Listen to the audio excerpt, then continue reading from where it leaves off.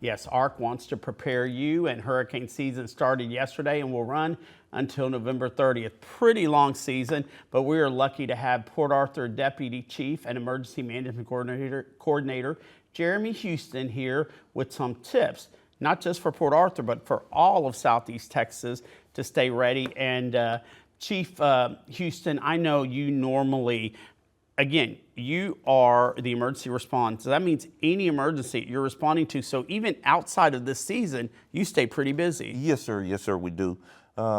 Being that I am emergency manager, we deal with all hazards. Hazards. So it's just not hurricanes. We deal with industrial incidents. Any incident that may come about, we usually deal with it. And sadly, you've had several in Port Arthur in recent weeks, yes. you know. Yes, we have. And so, but let's talk about hurricane season. It started, and one thing I will say, and you know this well, specifically folks living in Port Arthur, they have become prepared whether they like it or not because of so many issues. I mean, the last big one, Harvey, you know, I remember how a lot of folks had to, you know, it was new to us. I mean, the entire city was flooded, and both you and the folks, the citizens did well. But what's your, do you think we're in a safe zone that we living here no longer take it for granted? Yes, I believe because of us living in Southeast Texas, of course, we're prone to hurricanes, floods, and industrial emergencies.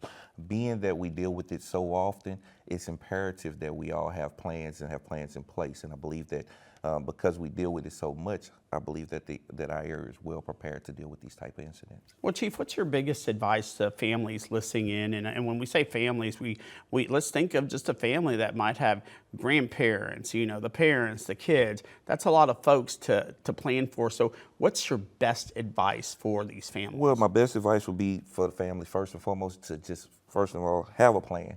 Every family should have a plan in place. They should know how they'll communicate, where they'll meet up at, and know how to evacuate if need be. The second thing that every family needs to do is stay informed. Sign up for STAN. Make sure that you have STAN alerts to get the most up-to-date information.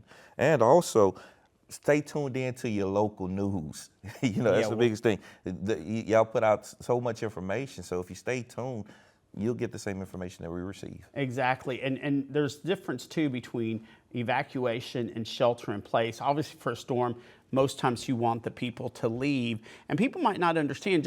You might think, hey, I'll be fine and can stay, but it's really to help first responders because y'all have a lot to do during that, and it hurts or it impedes y'all when y'all have to take care of people who have stayed instead of evacuating. That's correct. I mean, if our local officials, mayor, county judge give the information for us to evacuate, it's imperative that we follow those orders and do exactly what they tell us to do.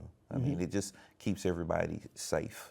And I think what's really good about you as an emergency management coordinator, but just the city leaders in Port Arthur, no matter what, like now we know y'all will soon have a new mayor in Port Arthur, but still, I mean, it's almost like the transitions don't phase. Y'all are always prepared no matter what. It's almost like y'all have had a good continuous way of protecting the people. Well, it's because of the simple fact that we have a plan in place to deal with all of these things. So with that plan being in place, it's a handover to the next mayor, and as long as they follow that same plan, it all works in motion. Everything works in one motion. Well, Chief Houston, tell us the kit. We hear a lot about having a kit.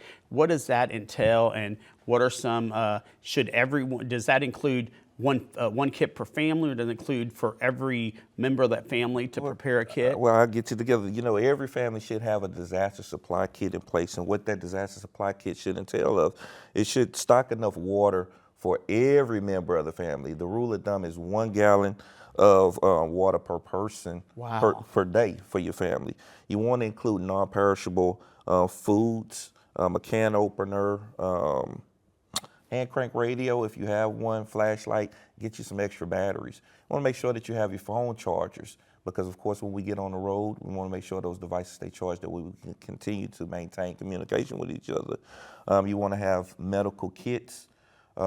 Get your plastic container with your waterproof plastic container, which should contain your ID, your insurance documentation, and your medical information inside of it.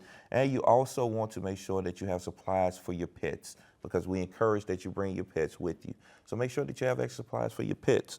The earlier that you build this kit, the better off you are. Because, of course, if we call for an evacuation, what usually happens is everybody Goes to the store. goes to the Yes, store. yes. So you want to get the stuff, you want to make sure that you get all your supplies right now while the resources are available, because the later that you go out and do it, the more limited those resources are. Great advice. You need to get it now. And also, and I saw that on that list that you put together, Chief, cash. That's so important too. Yes, That's vital. yes. I forgot about petty cash because, of course, electricity may go out.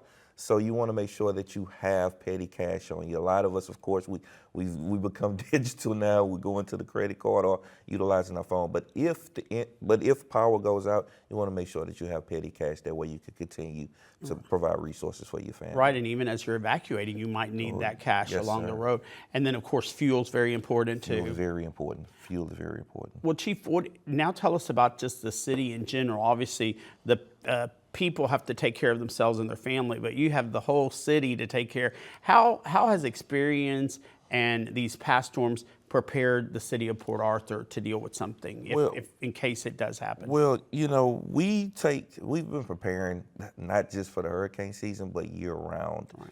Once again, we've stayed very, very proactive by participating in drills. We've kept the community engaged by putting information on our webpage and also by sending stuff out to the citizens to ensure that they're prepared for this upcoming hurricane season.